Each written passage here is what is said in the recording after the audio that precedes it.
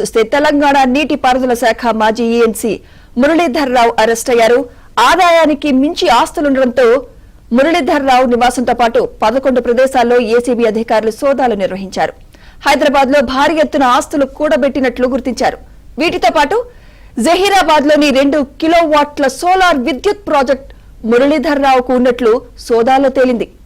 Mercedes bench తో పాటు ఖరీదైన కార్లతో భారీగా బంగారు ఆభరణాలు బ్యాంకులో డిపాజిట్లు చేసినట్లు తేలింది. ఉదయం నుంచి సోదాలు అనంతరం అరెస్ట్ చేస్తున్నట్లు ఏసీబీ ప్రకటించింది. కోట్లాది రూపాయలు అక్రమంగా సంపాదించినట్లు ఏసీబీ చెబుతోంది. ఇదే అంశంపై మరింత సమాచారం మా క్రైమ్ కరెస్పాండెంట్ ప్రవీణ్ అందిస్తారు. ప్రవీణ్, నీటిపారుదల శాఖలో ఈఎన్సీ ఇంజనీరింగ్ చీఫ్ గా పనిచేసినటువంటి మురళీధర్ రావును ఏసీబీ అరెస్ట్ చేసింది. దాదాపు 12 ప్రాంతాల్లో సోదాలు చేసినటువంటి ఏసీబీ అధికారు భారీగా అక్రమాస్తులు కూడబెట్టినట్లు ప్రస్తుతం గుర్తించినటువంటి పరిస్థితి కనపడుతుంది.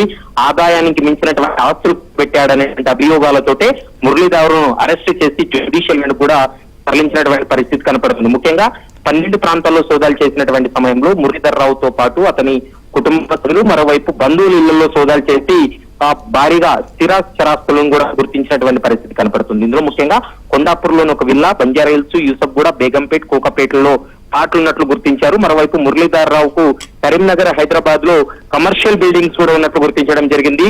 ఇక కోదాడలో 2 అపార్ట్మెంట్లు, జహీరాబాద్ లో 2 కిలోవాట్ల సోలార్ ప్రాజెక్టు కూడా ఉన్నట్లు ప్రస్తుతం విచారణలో వెల్లడైంది.